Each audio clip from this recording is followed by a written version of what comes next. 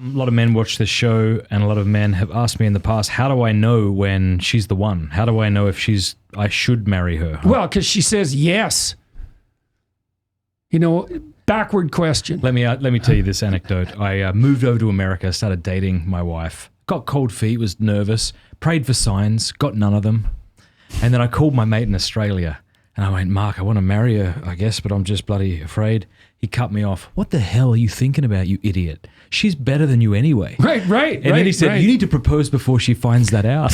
So that night, I proposed to her. No kidding. Well, look, I was on tour a while back, and for 3 nights in a row, the same question rose to the top of the electronically submitted questions. It was, how do I find the person that's right for me? And I tried answering it the first night. I wasn't happy with my answer. And then it came up the second night, and I didn't try it. The third night, Tammy asked me, and I thought, oh, I know what's wrong. It's a stupid question. Okay. That's not the right question. It's like, what the hell makes you think this is about you?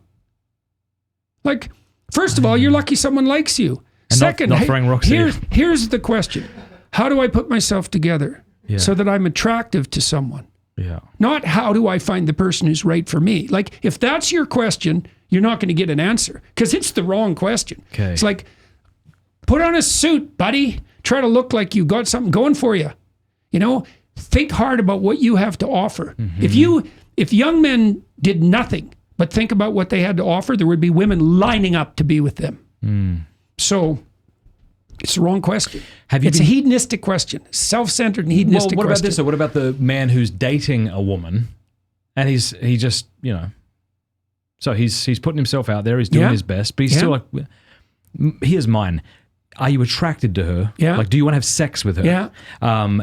Like that specifically. Yeah. Do you respect her? Yeah.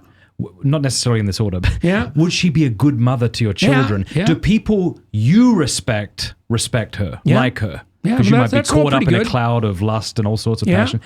But what would you say to the man of goodwill who's like, I don't know, should I propose? Should I not? Well, it's like, okay, we could think about this practically first. Let's just think about it practically. You've got 5 chances. Okay. In your life. All right. Right? Well, let's say you need, this is especially true if you're female. It's a little laxer on the male side because we don't face a biological clock that's quite so stringent. Okay, why 5? Well, maybe it's 7 and maybe it's 3. It's like 5 will do. Why? It takes a year to get to know someone. Okay, so let's say you start when you're 17. Okay, and maybe you're hyper attractive and you can just line them up one after another, but that isn't how life Never works. A problem of mine, yeah. Well, if you have a relationship, let's say that lasts a year and it breaks up, there'll probably be a recovery time. Yep. And then there's going to be some search time. And there better be, because otherwise you're an idiot. You just jumped out of one frying pan into the fire, right? So let's say 2 years to assess someone. Okay, that's 10 years. Okay, so, and the clock's ticking. So if you've got those conditions you described satisfied, you should thank your lucky stars. Mm-hmm. You know, and you should get the hell on with it. There was a Canadian priest, Father Bob Bedard, who once said, since discernment became fashionable, no one's made a decision since. Yeah, right. I really like that. Yeah. Well, it's Discern, the same with children. And then act, Yeah, well, it's like, when's a good time to have a child?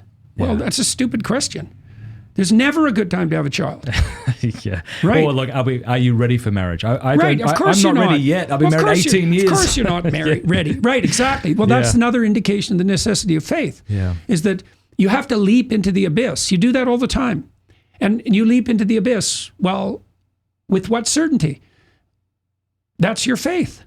And what do you have faith in? Well, you have faith that if you abide by the spirit of the God of Abraham, let's say, that you'll make the most of the mess. Also, a massive thanks to Hallow for sponsoring this podcast. Hallow.com/Matt Fradd is where you want to go if you want to try out their entire app for 3 months for free. It is an absolutely fantastic app. They actually have all of my audio podcasts on there right now, so you can listen to them over there. They have Catholic lo-fi, meditation, amazing stuff. Hallow.com/Matt Fradd to get 3 months for free. Hey, thanks so much for watching this clip. If you want to watch more clips of me chatting with Jordan Peterson, click these videos somewhere here on this screen.